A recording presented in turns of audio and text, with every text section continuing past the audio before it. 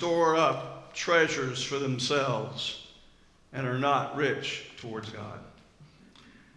This last sentence of this text has spawned many a stewardship sermon in the worship lives of churches world over, I would guess.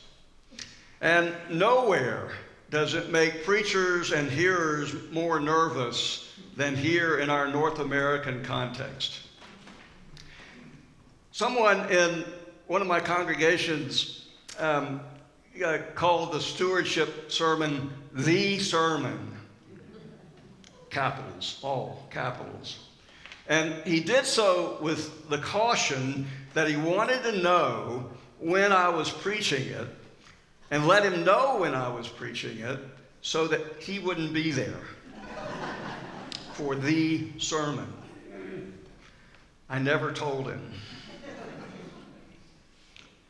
2 points about this, actually 3 points about this text. First, this is not the sermon. Breathe. You don't have to worry about it. Second, the sermon shouldn't be just a one and done sermon done in late September, October. Stewardship is not a season in those months that we just kind of focus on and kind of hope that's when we can maybe hopefully get you to open up your wallets a little bit and so that we can raise the budget for the church. It's not designed to guilt a congregation into meeting the church budget. Stewardship is a way of life. All of our lives. It's a way of our life that's lived every moment of our life. It is the response to the generous grace that has been offered to you by God in every moment of every day, and as such is an offering on your part. When we live a steward life, taking care of what we have, taking care of what has been gifted to us by God, it is our offering back to God. Understanding stewardship begins with how we use what we have been given in this life. So the stewardship of the earth is a big deal. Years ago, during all the big environmental stuff back in the 60s and early 70s, it was a huge deal in churches. Stewardship of the earth. How we use the land. This rock that we're on that's orbiting the sun is a generous gift to us. So how are we treating this gift and what can we do to treat it better? The stewardship of one another is also a big deal. How are we doing at living together in community? How are we not doing at living together on this planet? What are some steps we can take to improve the lives of those around us that are at risk? And then there's our possessions, the stewardship of what we have. How do we use them? How do we give of them? How do we respond to God's generous offerings with our own offerings? In this congregation, I've learned in my short 2 months here that the leadership takes seriously those offerings that you give on a weekly basis, and they are really focused on how they are spent to meet the year's budget, trusting that there's enough, and if not, trusting that the Lord will provide. Not too much, not too little, just enough. Point number 3. Point number 3 is that for some reason, the stuff that we have and the money that we have with which to purchase all of that stuff matters to Jesus. He talked about our possessions and our use, our misuse of our possessions, of what we have, more than any other topic in the Gospels besides love. And in this story in Luke, in response to a family squabble about an inheritance, Jesus tells the parable. But I read this parable not as a stewardship sermon. Remember point number 1, this is not the sermon. I read it as a sermon about relationships. I noticed this week, reading back through the text, that as Jesus told the parable itself, he put a little sense of pride in the man. I like to call him Mr. Bigger Barnes. Mr. Barnes has this huge amount of pride in himself. Look at what I've done. Where am I going to keep all of this stuff? Oh, I know. I'll tear down what I have and I'll build it bigger so I can put all that stuff in there. And then when that gets full, I'll tear that down and maybe build even bigger. But misplaced pride has hurt him, I think. Misplaced pride. Pride is generally a good thing to have, but when it's misplaced, it can leave a person isolated, apart from a community. And as I read this story a couple of times this past week, I got the sense that he was not much in community. I just had that feeling about him. If we were asked to draw that person, like therapists sometimes do, draw this or speak to this, I would say that he was over here and the rest of his community was over here someplace. Look at the conversation that he has with himself. Here's where I am and here's what I can do, and I'll be in a better position after I do that than I am now, so let's just go ahead and get it done. It's a conversation about himself and himself only. And I don't get the sense that there's anybody else there. There's no one else to help out. There's no one to feed. There's no family of which he feels responsible for in it. No one who could benefit from his gift that has been given to him by God, this great harvest. No one with whom he can share his blessings. It's as if he is living an isolated life all alone from that rest of that community. And I think that's why God calls him a fool, quite frankly. And as life is being taken away from him, his very life is being taken away, he finds that all his accumulations aren't helping him at all. And they're all turning to dust in the wind right before his eyes. He's really maybe the first Ebenezer Scrooge in the world. And so at the end of that parable, Jesus fits in this little zinger. So it will be with all who store up riches for themselves and aren't rich toward God. If this was the stewardship season sermon, this would be the end of it. And I would say, go and do likewise. You know? Give thanks to God. Share your wealth. Share all of our possessions that we have, everything with the world around us. And I would ask you, how do you think you're rich toward God? And hope that you'd be a little richer, perhaps, toward God come pledge time, when you have to fill out that little form. But remember point number one. This isn't the stewardship sermon. I believe God to be a God of relationships. God is calling us into a relationship with God and with one another, our neighbor. The Bible starts with that story of relationships all the way back. Adam and Eve and creation and their family. Relationships, all. It was working great. Mr. Bigger Barnes was living in an isolation, though. Not in relationships. He was in isolation of his own making, it seems. He was given a bounty, an abundance of grain as a gift, except he didn't recognize it as a gift.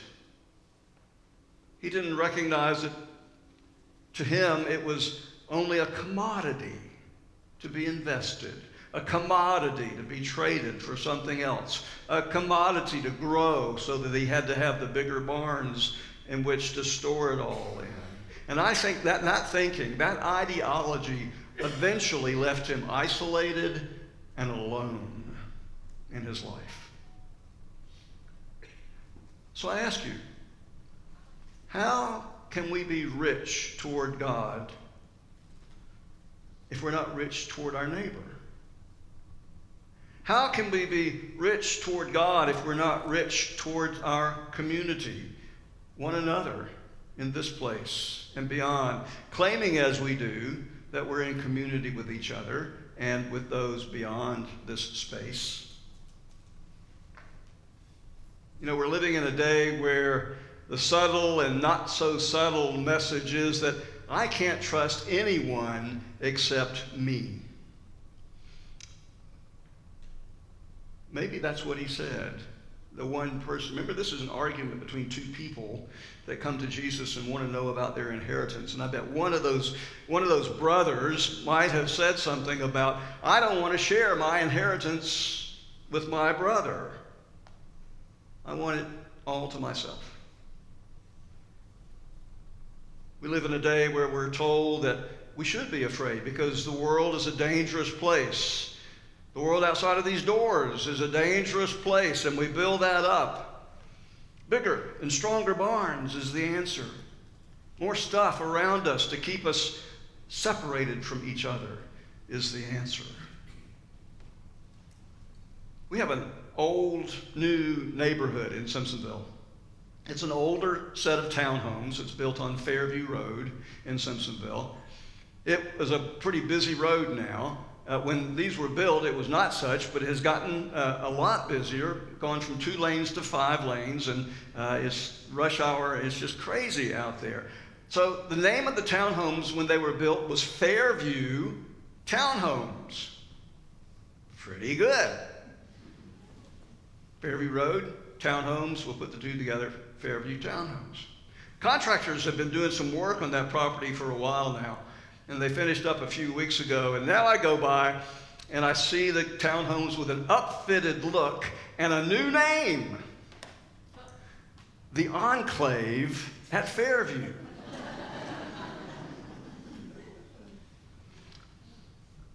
Enclave. Separated from. A territory within a larger territory. I don't think I'd want to live there. It's hard to care for your neighbor and create community when you're afraid of your neighbor and always retreating into the safe spaces and an enclaving or building better barns in which to keep your spot and go in and count your grains all the time. Don't get me wrong. I know it's hard to be in community with people. It's rough sometimes. It's tough with those with whom you disagree, with those who are different culturally, with those who may have hurt you in the past. I know it's hard. But forgiveness and love and trust are key to not living in isolation. Jesus in this story doesn't say whether Mr. Barnes ever figured that out in his life. Life is short, and everything we've worked for, everything we've accumulated, every good work that we ever did in our life will one day be nothing but a vapor to us. The writer of Ecclesiastes calls such striving the ultimate futility. God says, "You fool." There was a Victorian age idea that the length of a man's boat was in feet was no more than his age in years. That's pretty cool. I'd have a 69-foot long boat. This past spring at Palm Beach, Florida boat show, a super yacht, 203 feet long, sold secondhand for $90 million. And it wasn't the largest yacht in the line of yachts there by a long shot. The owner was hedge fund manager Robert Mercer. He threw in the furniture on the boat. He threw in the Steinway piano and the secondary boats and the fingerprint security system, all of it for $90 million. it would be funny. Except there are folks in this country and others in this state and nation and around the world who have to make the decision today between food and health care. Jesus' words to the crowd ring as true today as they did then. Take care. Be on your guard.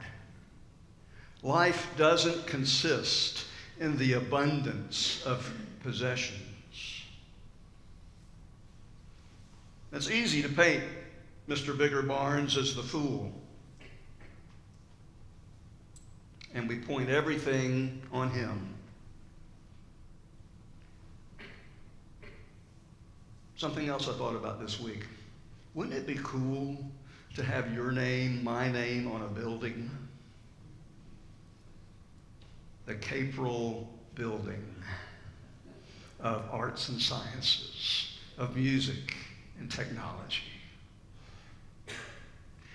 When John Rockefeller, the founder of Standard Oil, was asked, how much money is enough? He responded, just a little more. Just a little more. Can you fault Mr. Barnes? I can't, not really. He worked hard. He saved his money. Evidently, he knew his agriculture because his produce, his production of wheat and grains was just more than he could ever imagine.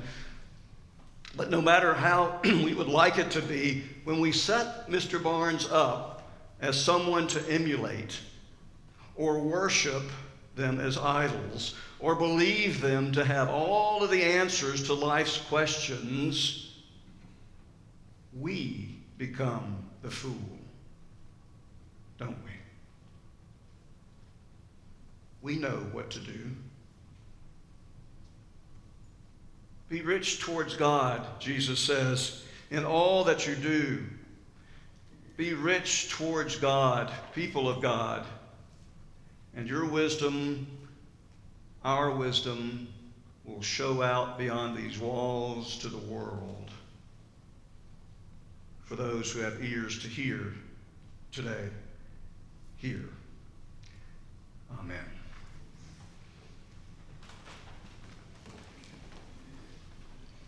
Having heard the word, let us stand as you are able, and using the statement from the Presbyterian Church's brief statement of faith, let us say what it is that we believe.